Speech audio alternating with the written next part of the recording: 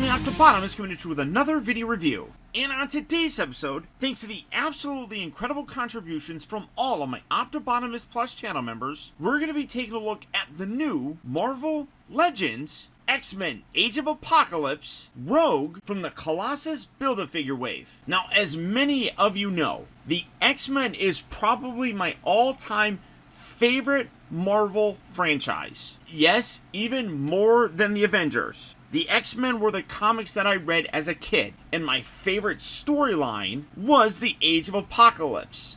And this series represents the second wave of figures that we have gotten from that Age of Apocalypse storyline. And starting off first, here we have Rogue. For the package, much like all the Marvel Legend figures, you do have that nice open window that fully showcases the figure and her accessories. Of course, you got the X-Men logo right here. Top section here has Age of Apocalypse. Side here has Rogue and Apocalypse. Kind of in a stylized look. That's not really how they looked entirely in the actual comics. It is a little bit different, but I still like it. The side here has that same image come around to the back, and you can see in several different languages, it talks about Rogue and how she moves her way up the ranks of Magneto's X-Men, eventually leading a team of mutants to prevent the culling of humankind. There's a whole lot more to her story than what is just written there. I'll get into a bit of that in terms of the storytelling later on, but you see the other figures that are in this wave, including Magneto, obviously Rogue, Cyclops, Sabretooth, Kitty Pryde, Iceman, and of course Legion. And then when you collect, well, you don't need Magneto for this, but when you collect these, you're able to build the Age of Apocalypse version of Colossus, which is outstanding. But for the packaging on her, that's about it. So without further ado, let's get her out here and see how cool she actually is. Alright guys, so here we have Rogue open up and out of her packaging.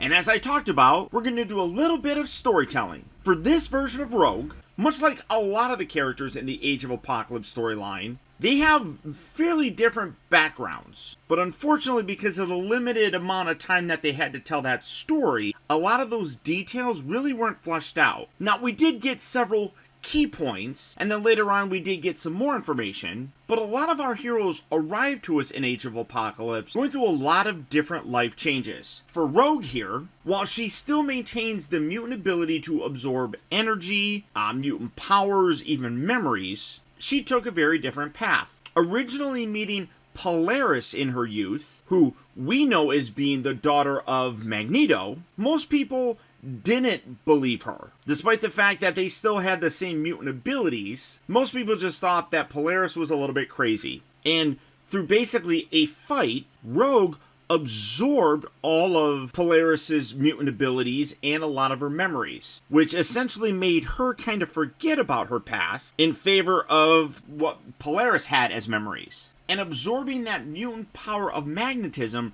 really did help her later on as she got older. And through all of that, Polaris actually did make Rogue make a promise to find Magneto and essentially take care of him, which she did promise to do, and then was later delivered to the X-Men and Magneto, courtesy of Mystique. Now, while she was with the X-Men, much like we're kind of used to, she ends up falling in love with some crafty Cajun named Gambit. But also, while still fulfilling her promise to Polaris, she got very close to Magneto. And in an attack by Wolverine, Rogue actually decided to protect Magneto, which caused Gambit to get very upset and leave the X-Men, which then resulted in Rogue and Magneto becoming much closer, falling in love, and even having a child, which they named Charles. Now you might be asking, how could they have a child? She can't touch him. Well, because she absorbed the power of Polaris, that magnetic ability that she possesses actually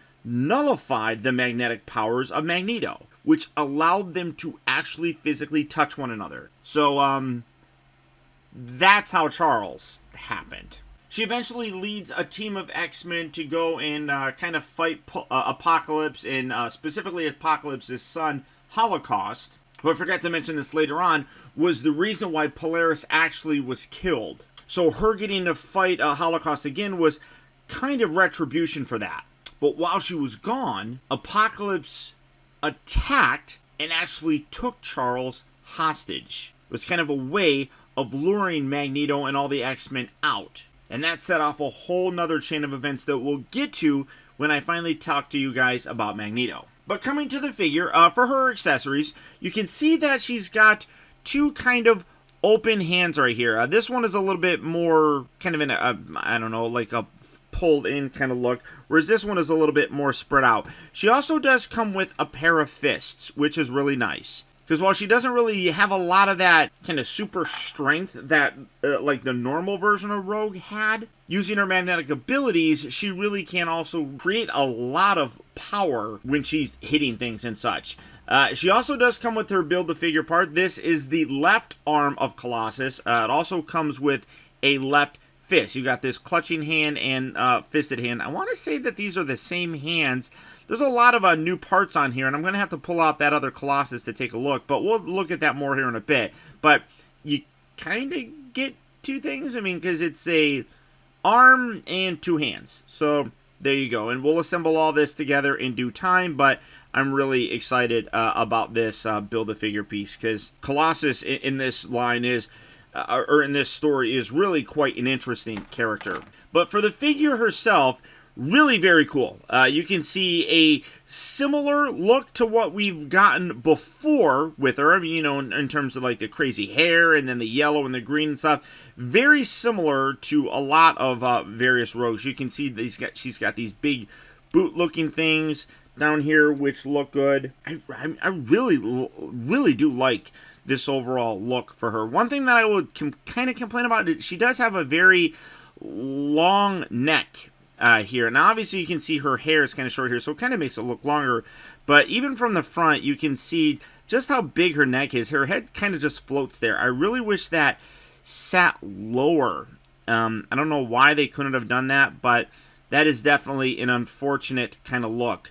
But for a comparison, here she is with the other, I don't even remember what version this is, but this is the more 90s look. For both of them came out in the 90s, but you can see this is the one that came with like the open hand and then the gloved hand and everything. And if you wanted to, I want to say you could probably swap these out. Does that come out? Oh yeah, that does. Yeah, all of these are like kind of interchangeable. So you could, if you really wanted to, yeah, you could totally do that, which that's kind of cool, to be totally honest. I kind of dig that look. And then the color here, I mean, the color matches just about perfectly. It's a little bit off, but I really wouldn't notice it, to be totally honest with you. But, I mean, I'm going to leave it on here as such. But that's cool that you can swap that out. I wonder if you could probably, let's see, pop the heads here. You know, all these heads. Yeah, I mean, you can see like that's a really big neck joint. One thing that's also interesting, and I'm gonna point this out here. This little collar thing is something that a lot of these different Age of Apocalypse characters have. Magneto has it. Wolverine has it. I'd have to check some other ones, but she definitely has it. So let's see. Can that go on there? I mean, the heads they're pretty much the same. Well, that's definitely a bigger head. You can really see that one is a much wider head. So I don't know necessarily if that ball joint's going to fit in there all that well. Let's see. Oh, no, that does. Oh, but yeah, you can totally see that. That looks a little bit too big. But you can also see how big that neck is. That definitely doesn't... That's not good. I'm not a big fan of that. The head sculpt, though, is phenomenal. Really quite impressive. If I come in so you can see that, I think that's a great looking head sculpt. I just think that neck is way too bloody long. I'm not a real big fan of that at all. Gorgeous detail though on the rest of the body. I mean, you can see, like I said, you got the green, you got the yellow. All of it looks really very nice. I do like how they have her hair kind of swooped kind of forward like that. That's really neat. But, I mean, overall, really very cool looking, and has that look that she had in the cartoon, or in the comic series, which I dig. I really do dig that overall appearance. For articulation, obviously, you do have the ball joint, and then you have a hinge, which gets you a pretty good range of motion with it, but it does kind of, like I said, I'm not a big fan of the way that neck is.